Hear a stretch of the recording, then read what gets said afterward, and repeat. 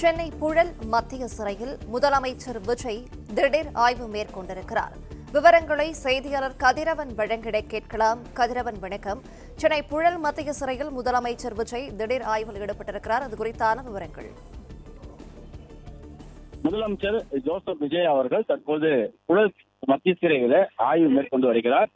இந்தியாவின் மிகப்பெரிய மற்றும் நவீன சிறை வளாகங்கள் ஒன்றாக திகழக்கூடிய இந்த சிறைச்சாலையில தற்போது அவர் ஆய்வுகளை மேற்கொண்டு வருகிறார். சிறையில் உள்ள கைதிகளுக்கு வசதிகள் எவ்வாறு ஏற்பாடு செய்யப்பட்டிருக்கிறது, அதே போல சிறை கைதிகள் பார்க்க வரக்கூடிய பார்வையாளருக்கு எந்த மாதிரியான ஏற்பாடு செய்யப்பட்டிருக்கிறது, சிறை வளாகத்திலே பல்வேறு தொழில்கள், அதாவது சிறை கைதிகள் திருந்தும் வகையில் அவர்களுக்கு கைத்தொழில்களை கற்றுக்கொள்வதற்கு பல்வேறு தொழில்கள் உள்ளே சொல்லிக் கொடுக்கப்படுகிறது.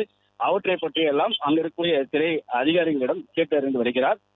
2006ஆம் ஆண்டு இந்த புழல் சிறையானது தொடங்கப்பட்டு செயல்பாட்டுக்கு வந்தது. சுமார் 212 ஏக்கர் பெரிய அளவுல இந்த வளாகமானது இருக்கிறது.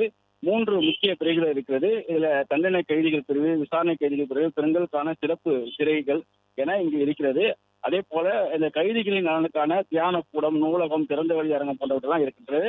அதே போல உடற்பயிற்சி கூடமெல்லாம் இருக்கிறது. அவற்றையெல்லாம் தற்போது முதலமைச்சர் அவர்கள் பார்வையிட்டு வருகிறார். சிறை கைதிகளுக்கு அவர்களுக்கு மறுவாழ்வுக்கு என்னென்ன வசதிகள் எல்லாம் ஏற்பாடு செய்யப்பட்டிருக்கிறது, அவர்கள் திரும்பி வருவதற்கான வாய்ப்புகள் என்ன இருக்குது போன்றவற்றையெல்லாம் அவர் அங்க ஆய்வு செய்து வருகிறார். கைதிகள் திரும்புவதற்காகவும் தொழிற்கல்வி கற்றுக் கொடுக்கக்கூடிய பகுதிகள் எல்லாம் பார்வையிட்டு வருவதாகவும் தெரிவிக்கப்பட்டிருக்கிறது. கணினி பயிற்சி மற்றும் மறுவாழ்வு மையங்கள் செயல்படுவதாகவும் அவற்றையெல்லாம் எவ்வாறு செயல்படுவது என்பதை கேட்டிருந்ததாகவும் தெரிவிக்கப்பட்டிருக்கிறது. அதே போல நவீன தமிழர்கள் மற்றும் கைதிகளுக்கான மருத்துவமனை வசதிகளும் இங்கு இருக்கின்றன. அவற்றையும் கைதிகளுக்கு எந்த மாதிரியான வழங்கப்படுகிறது, உணவில் தரம் இருக்கிறதா போன்றவற்றையெல்லாம் பார்வையிட்டு வருவதாகவும், மருத்துவமனை வசதிகள் எவ்வாறு இருக்குது என்பதையெல்லாம் பார்வையிட்டு வருவதாகவும் தெரிவிக்கப்பட்டிருக்கிறது. இங்கே பார்வையிட்டு முடித்த பின்பாக வடகரையில் இருக்கக்கூடிய ஆண்கள் விடுதியில பார்வையிட்டு அங்கு அந்த